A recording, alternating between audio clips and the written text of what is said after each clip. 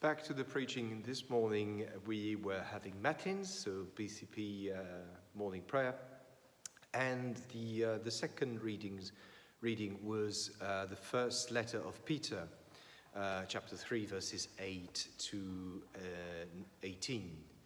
So this is one of the chapters where Peter is encouraging you and admonishing us to go very far into goodness, to be fierce, to be extreme in goodness, to make a difference in this world and to make known to the people who the Christians really are.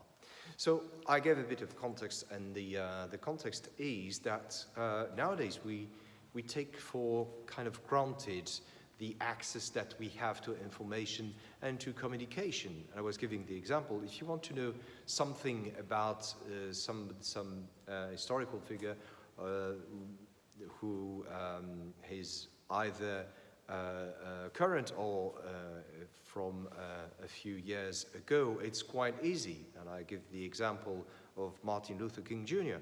If you want to know things about him, it's easy. You've got books, you've got some newspapers, you've got records of his voice, you've got still some films about him, so you know how he looked like, you know how his voice was and his thinking and what people were thinking about him. So it's very easy to access to this kind of information, and it's the same with other recent figures. But at that time, at the time of Peter, that was completely different. We are at the beginning of the Christianity, and what we have here, what people knew, they had no pictures of Jesus. Almost nobody knew him in the congregation Peter is addressing to, and only part of them were Jews, hence had the access to the scriptures, and half of them weren't Jews, they were just Gentiles, so they didn't know anything about the scriptures. So the only knowledge they had about Jesus at that time was within their worship and mouth-to-mouth words, things like this. So this is what, and the Gospels weren't still written. The Gospels were written after the epistles of Paul and Peter. So the only way for them to know more about Jesus was through the letters of Peter and Paul. So Peter was giving some elements of the life of Jesus Christ and of his teaching, of his preaching, and he's unpacking what it meant to be Christian. And so another very short element of context in this passage, when he's talking about being brave about goodness, is using the Greek word zealotes, which we know today as zealot. So a zealot, that was very clear for the people of that time. A zealot was an extremist, was a terrorist who was in Israel and ultra-nationalist, and was ready to kill any Roman he or she could find, to fight for the right of Israel to be a kingdom again and not to be under the domination of the Romans. So it was somebody who was ready to give his or her life for a cause. And Peter is exhorting us to be extremists of goodness, to go for goodness to the extreme point. So what is the consequence for us today is that it means, for instance, that you have to be good and kind with your neighbor, even if you can't stand him or her. If that you're going to be good and kind with people who is an opponent, politically speaking, to you, or somebody you cannot stand, people who are getting on your nerves, or when you're you're driving your car and somebody is doing something stupid immediately, you still have to be kind, to be good, to always look for the good and to repay evil by good and not by evil. And that's something completely revolutionary for that time. But why is that? Why is he asking to go that far in goodness. Of course, because it's the preaching of Christ, but also for another reason. And it's something that Peter understood at that time, and we still, after 2,000 years, we still don't understand, is how do you win somebody to a cause? How do you convince somebody of something, some idea? Not with reason and facts. I'm afraid to say that, but not through reason and facts. You will not convince a Brexiter through reason and fact that it's better to be within the European Union. You will not turn the mind of a Labour militant by reason and facts. You will not change the mind of somebody who voted Trump by reason and facts. No, that's not possible. You do it, you change the mind of somebody who is thinking differently from you by the encounter, by the experience, by with this person, by spending some time with this person and understand this person why you are thinking like this, why you are behaving like this. It's through human meeting that we are changing things, not through ideas. It's experience, it's heart that change things.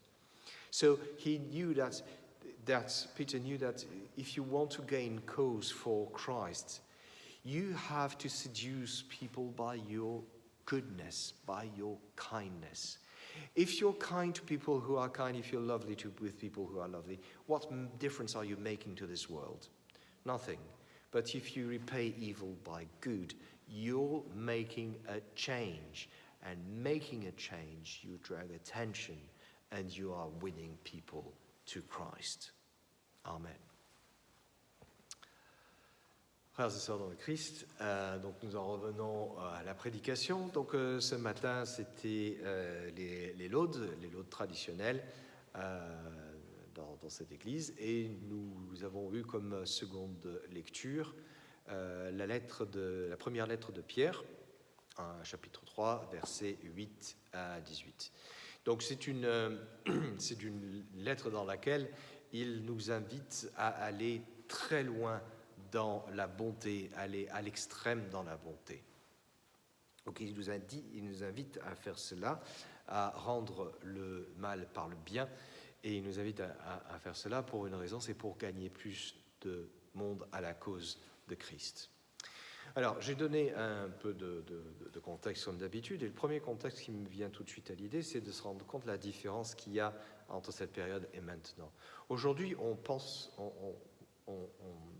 estime comme acquis notre accès à l'information que nous avons, notre accès à la communication. Si j'ai besoin de savoir quoi que ce soit sur un personnage historique récent, surtout, j'ai donné l'exemple de Martin Luther King Jr., si vous voulez savoir quoi que ce soit sur lui, vous avez ses écrits, vous avez des livres qui ont été écrits par rapport à lui, vous avez des restes de journaux et de magazines par rapport à lui, vous avez même des enregistrements de sa voix ou même des films, des images de lui. Donc vous savez à quoi il ressemble, vous savez quelle a été sa pensée. Vous avez la possibilité d'être assez proche par cela. Et c'est possible avec tout un tas de figures politiques, historiques, etc., que nous avons dans notre histoire contemporaine. À cette époque-là, c'était complètement différent. Les gens auxquels s'adresse Pierre, personne n'a vécu avec Jésus. Pour l'essentiel, personne n'a vécu avec Jésus. Et ils n'ont entendu parler de Jésus que de bouche à oreille. Il n'y avait aucune photo ni quoi que ce soit. Et l'accès pour les Écritures, seulement une partie des gens qui sont en face de lui étaient les Hébreux. Donc les Hébreux, eux, avaient eu accès aux Écritures et connaissaient une partie de l'enseignement qu'allait donner Christ, parce qu'il y a la base. Mais notre partie sont des gentils, donc des gens gentils au sens non juif, des gens qui n'ont pas cette culture-là. Et en plus de ça, à cette époque, à l'époque des épîtres de Paul ou de Pierre, les évangiles n'ont pas été encore écrits. Donc, toute connaissance qu'ils ont de Christ est à travers uniquement la prière commune, la vie communautaire et ce qu'en disent des autres. Et ce qu'en disent, par exemple, Pierre ou Paul, qui vont raconter en partie la vie de Christ, mais surtout décortiquer la prédication et les actes de Christ. Donc voilà ce qu'il fait. Donc Pierre, les invite, les exhorte à aller dans la bonté jusqu'à l'extrême. Et un autre point de contexte là-dedans, c'est quand il dit d'être brave, d'aller le plus loin dans la bonté, il utilise le mot en grec, dans le texte en grec, sdelotes, qui veut dire aujourd'hui le zélote. Alors pour les gens de ce contexte, un zélote, ils comprenaient tout de suite ce que ça voulait dire. Un zélote, à cette époque-là, c'était un terroriste israélite, ultranationaliste, qui était prêt à tuer n'importe quel Romain sur son passage pour lutter contre l'occupation de Rome et la libération d'Israël comme un royaume indépendant. Donc c'était des gens qui étaient prêts à donner leur vie pour une cause. Et c'est ce à quoi nous exhorte Pierre, c'est à donner notre vie pour la bonté et à répondre systématiquement au mal par le bien. Donc ça veut dire quoi pendant notre vie de tous les jours? Ça veut dire qu'il faut répondre par bonté à notre voisin même si on ne le supporte pas. Il faut accepter de parler gentiment et avec bienveillance avec des gens qui sont d'opinions complètement différentes de nous. Il faut être bon même quand on est derrière le volant de notre voiture et qu'on vient de voir quelqu'un faire quelque chose d'imbécile et non pas lui crier après. Répondre systématiquement au mal par le bien. Pourquoi cela? Pourquoi cela? Parce que, en fait, quelque chose que Pierre avait compris à cette époque-là et qu'on n'a toujours pas compris 2000 ans plus tard, c'est que si vous voulez convaincre quelqu'un, ce ne sera jamais par la raison et par les faits que vous allez y arriver. On a l'impression de dire un scoop quand on dit ça, mais c'est impossible, ça ne se fait pas comme ça.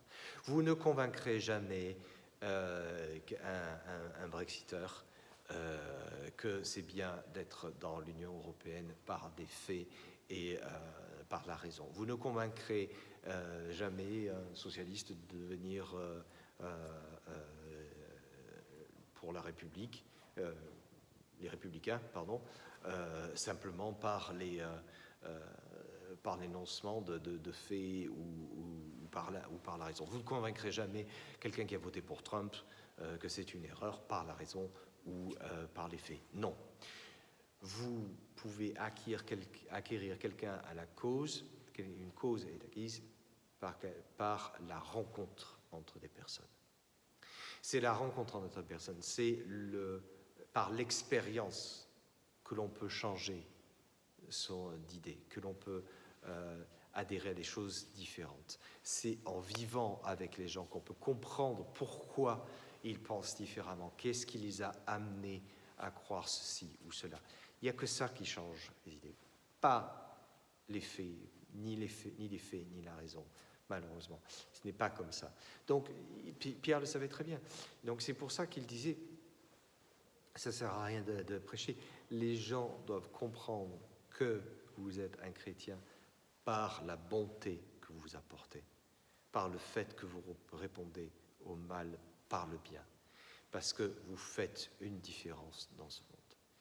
Si vous faites cela, alors vous allez permettre à bien d'autres personnes de joindre la cause de Christ. Amen.